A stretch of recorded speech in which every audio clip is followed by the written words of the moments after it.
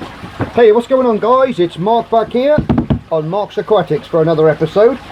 And on today's little episode I thought we would talk about these aquarium pythons and how they're really expensive to buy them. And you're not really going to need much stuff for one of these, you know guys. I've been researching it online and I've just got a few bits kicking around here. Now I've never used one of these things, but a few of you guys have asked me how to put one of these things together, or if I can do a DIY on it. Now I picked up this little chap here. As you well know, that's part of the python, and it's the actual bit that fits to your faucet, your tap. Screws on there nice and tight. That bit goes over your sink or any outflow that you want, and that side you screw one of these, which I've just thrown on the floor.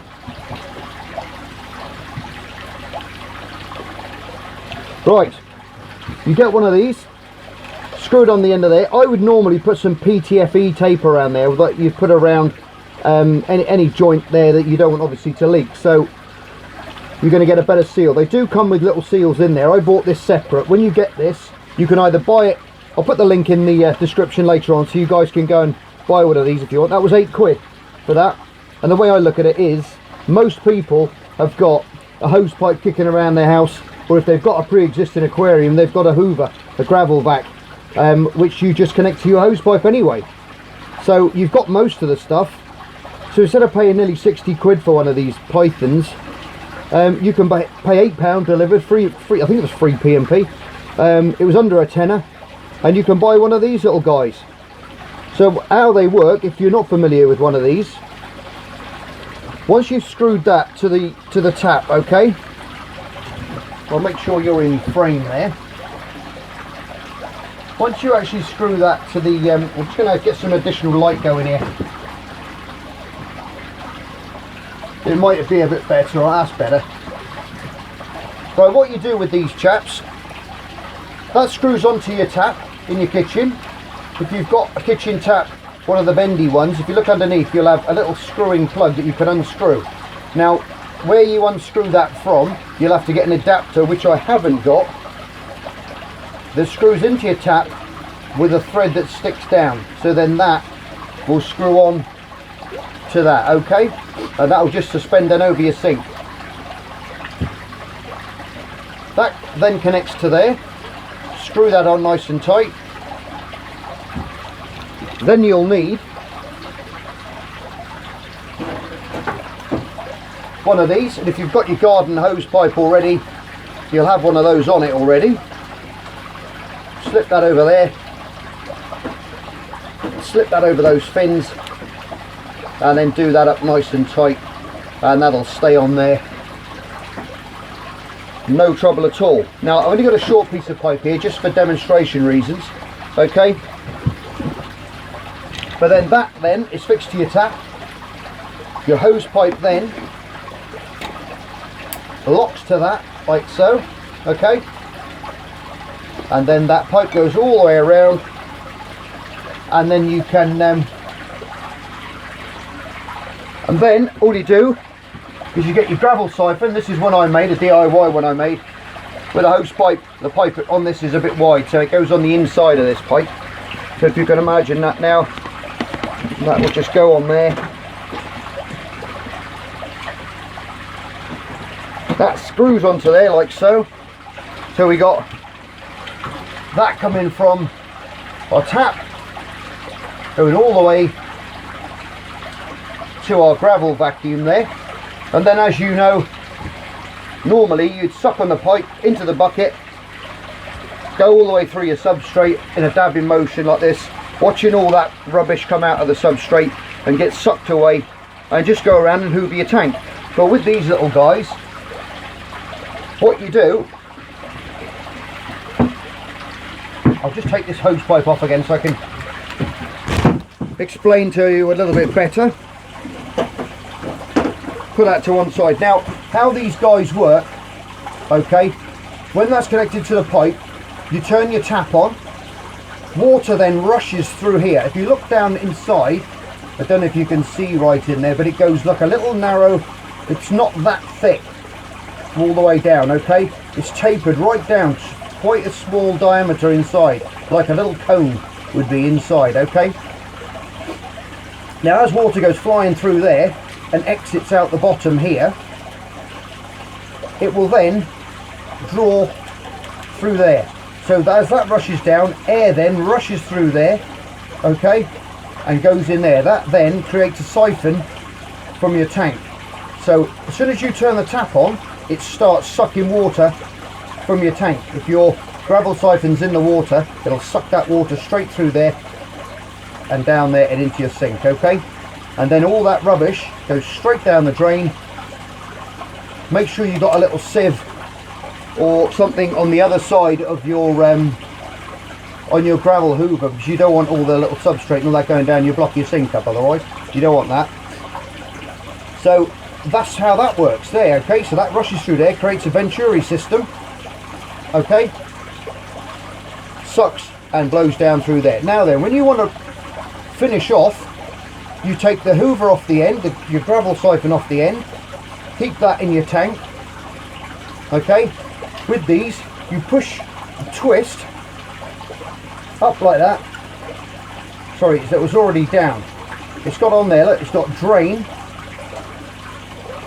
twist down, and then when you twist it up, it seals that.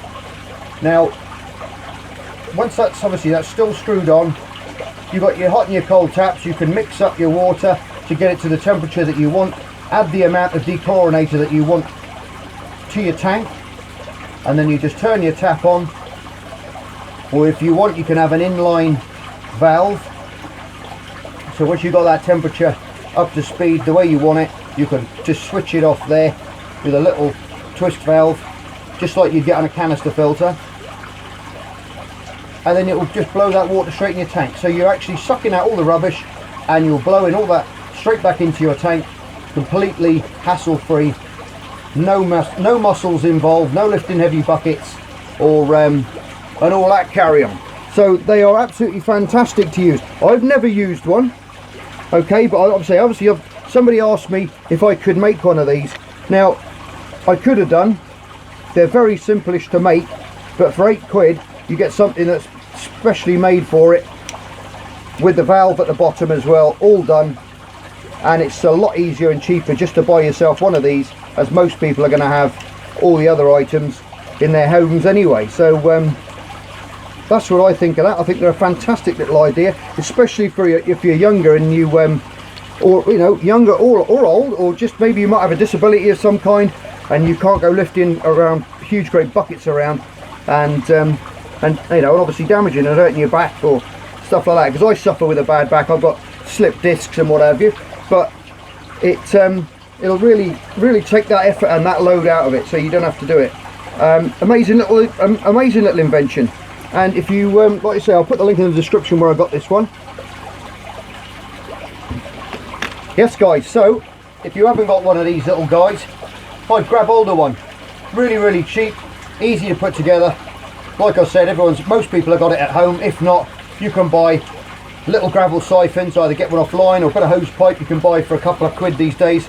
You only want enough to get from your tank to your sink. You can buy it in so many metre lengths, and it's got all the instructions on there, where to put the faucet, hose pipe, filling it, you screw that way, draining it, you screw that way. It's very easy. It's a very clever little invention, and like I said, I'll stick the link in the description down below, so if you fancy one of those, shoot across and pick yourself up one. Make yourself and your life a lot easier for future water changes, okay? Now another thing I was going to say as well, I got this little pump here, little Maxi-jet micro, absolutely amazing little pumps. Now I've got to pick this one up a while back for another little project that I was going to do, but while we're on the subject of venturis and things, I thought I'd just show you this little pump and the stuff that you get with it. It comes at the moment, you've got a little tiny power head on there. If you just want it for a circulation pump, it comes with the stickers and the little slider on the side there. That just slides straight up onto there. and the stick, sorry, that sucker wasn't on there. That slides in from the top, not like so. Put your 4 stickers in there, shove them in the middle, slide them up or down, 4 suckers, put that on the side of your tank. You've got your flow there, so if you were going to make a filter like I was going to, and what you've seen me made before in a box or a sponge, you can adjust it to what you want. You can put a sponge around it, you can have a sponge filter like that, or you can just have it as a circulation pump with your regulating valve on there. But with these pumps as well, what you do is you twist them to the side,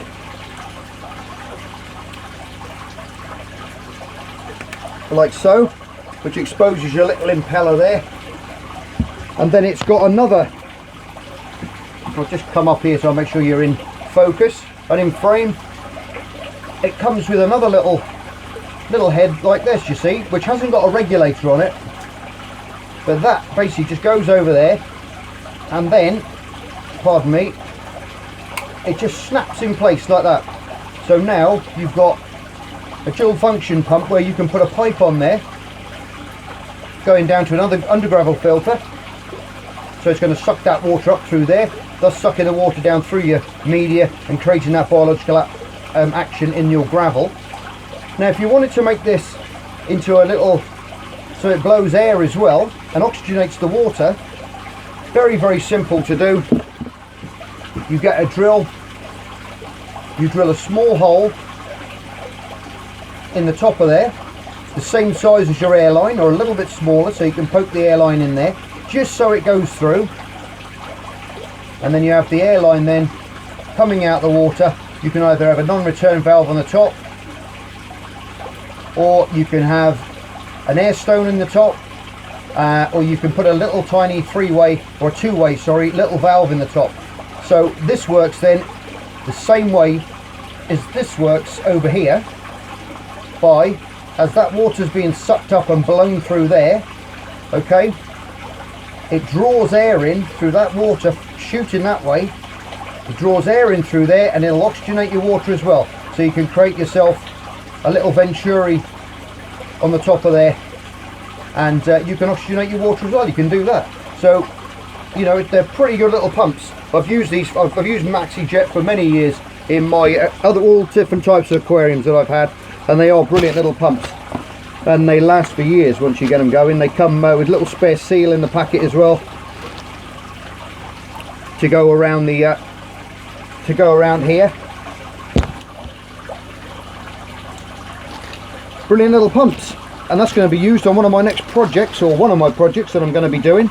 I think I'll be using this one on the jellyfish tank. So that we're going to be using that little snap-on little part there for what I've got planned for the filter on it, to get that running. It's forecast a lot of snow for tonight, guys, so I'm all rigged up. I've got my coffees on the go, and it's given it, I think, -4. I know some of you other guys in the world who put up with a lot more and a lot colder temperatures than we're going to have. I mean, it's -2 here now, and people are already running around the shops buying every pint of milk and every bit of bread they can grab their hands on. They're fighting over bread in the shops now because it's going to have 2 days of snow, which does make me laugh. But that's just the way of the British public, I'm afraid. That's the way they think. People in Canada and all over the world, in places where you get drifts of feet of snow and plummeting temperatures of -20 and what have you. My God, these people here, they don't know they're alive. Some of the temperatures that you guys have got to put up with all over the world. But yeah, we got 2 days of cold weather coming, a lot of snow. So I've battened down the hatches in the koi pond and made sure that's all strengthened up, because we could get a few inches of snow on the top of there, a bit of weight. I don't want the covers to bend up and end up falling in the pond. So that's been strengthened up slightly, and everything else is all heated and up to speed. I've got a little radiator that I can fire up in here, keep everything nice and warm, so we're not going to have any trouble here with the shrimp and the fish. And old Jack over there as well, who's still doing very well. That's this little Wednesday video. I say I was going to start on the jellyfish tank today, but with the next couple of days being really cold, I can't come out here and glue up, so I'd rather the acrylic to be a bit more up to temperature before I do that. And for like, well, for obvious reasons, obviously with the adhesive not sticking properly, and I'd rather it a little bit warmer first so it does its job properly. So that's going to be in a few days, or maybe next week I'll start that one. But yeah, I think that'll do for today's little video, little Wednesday update on these little pythons. Go and check one of these guys out, get yourself one, amazing bit of kit. And as always, you're all stars, love you loads, take care of yourselves, and I'll see you all on the next edition of Marcus Aquatics. Bye for now.